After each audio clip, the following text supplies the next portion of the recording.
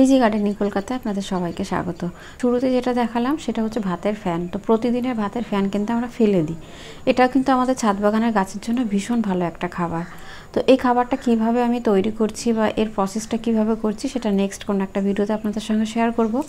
আজকে কিছু গাছের আপডেট দেব, আর ফ্রিতে কিভাবে গাছ তৈরি করা যায় সেটা যেমন বলবো, তার সঙ্গে সঙ্গে থাকছে যে সমস্ত গাছের ফুল আসছে অথচ ফল থাকছে না, সেই গাছে কিভাবে আমি যত্ন করছি এবং যাতে ফল দাঁড়ায় তার জন্য কি কি করছি সেটাই আজকে আপনাদের সঙ্গে শেয়ার করব। তো এখানে রয়েছে মেথি গাছের যে বাজার থেকে আসা যে মেথি গাছ, সেগুলোর পাতাগুলো নেওয়ার পরে শিকড় সমেত যে গাছটা ছিল সেই গাছগুলো বসিয়েছিলাম। সেগুলো দেখুন প্রত্যেকটা গাছে মোটামুটি বেঁচে গেছে। তো সমস্ত গাছ কিন্তু বাঁচবে না, কিছু গাছ নষ্ট হবে, কিছু গাছ কিন্তু বাঁচবে। তো এর মধ্যে থেকে কিন্তু আমরা অনেকটা, যতগুলো গাছ বেঁচে যাবে সেগুলো কিন্তু আমরা আবার হারভেস্টিং সেখান থেকে পেয়ে যাব, বা সেখান থেকে আমরা আবার পুনরায় কিন্তু মেথি শাক পাবো। এটা কিন্তু পুরোপুরি ফ্রিতে হয়ে গেল, মানে বাজার থেকে একবার মেথি শাক কিনে নিয়ে আসছি, সেটা ডগা পাতা সব ইউজ করছি, তারপরে যে অবশিষ্ট অংশটা আমরা ফেলে দিই সেটাই ছাদ বাগানে মাটিতে বসিয়ে দেওয়া, তারপরেই কিন্তু সেখান থেকে আবার শাক। তো এর জন্য না তো আমাদেরকে মেথি বীজ বসাতে হচ্ছে, কিছুই কিন্তু করতে হলো না।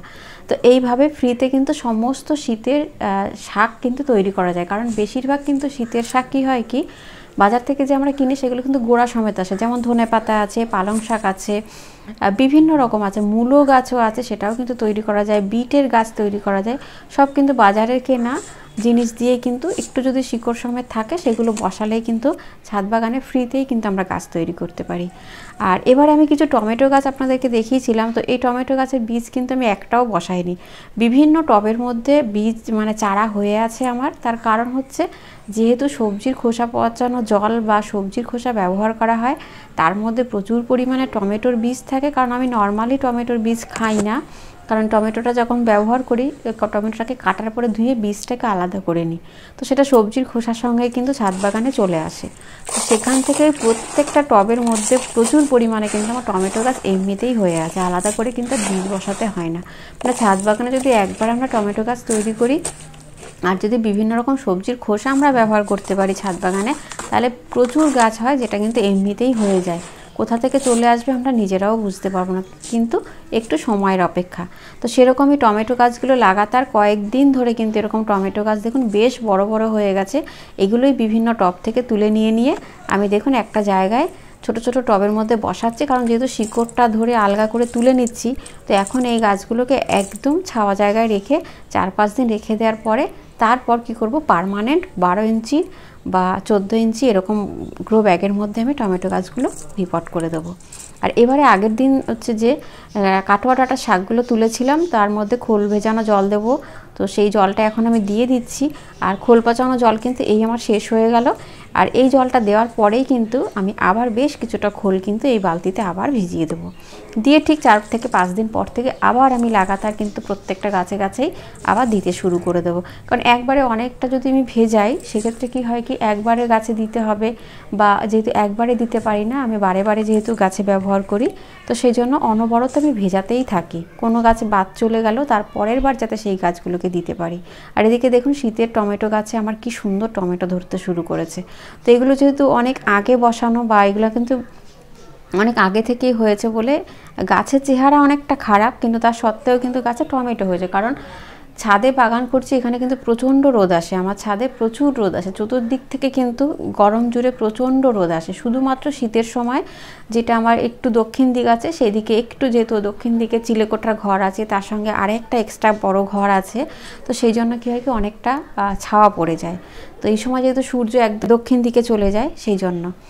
তো এবারে চলে এলাম হচ্ছে যে গাছে আমার ফুল আসছে, কিন্তু লাগাতার 2-3 বছর ধরে কিন্তু ফুল এসে যাচ্ছে, তবে ফল দাঁড়াচ্ছে না। কেন দাঁড়াচ্ছে না, যাতে দাঁড়ায় তার জন্য আমি কি ট্রিটমেন্ট করব বা গাছের গোড়ায় কী এমন খাবার দেবো সেটাই কিন্তু এবার আপনাদেরকে দেখাবো। তো দেখুন বেদানা গাছটা কিন্তু ভীষণ সুন্দর, অনলাইন থেকে কিনেছিলাম 3-4 বছর আগে, একদম 1 বিঘাদের মতন একটা ছোট্ট গাছ ছিল।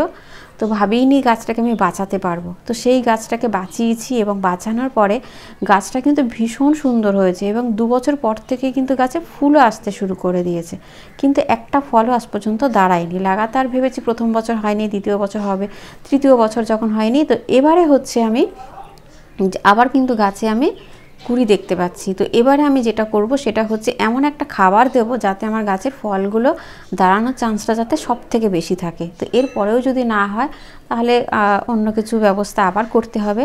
তো তার জন্য দেখুন আমি বাড়ির ফেলে দেওয়া জিনিসই কিন্তু ব্যবহার করছি। তো এখানে রয়েছে চা পাতা, শুকনো ব্যবহার করা চা পাতা শুকিয়ে নিয়েছি, আর তার সঙ্গে কিন্তু বেশ কিছুটা কলার খোসা নিয়ে নিয়েছি। তো আমার বাড়িতে যেহেতু কাঁঠালি কলাটাই বেশি খাওয়া হয়, তো সেই জন্য কাঁঠালি কলার খোসাগুলোকে ফেলে না দিয়ে সেটাকে ছোট ছোট করে টুকরো করে নিয়েছি।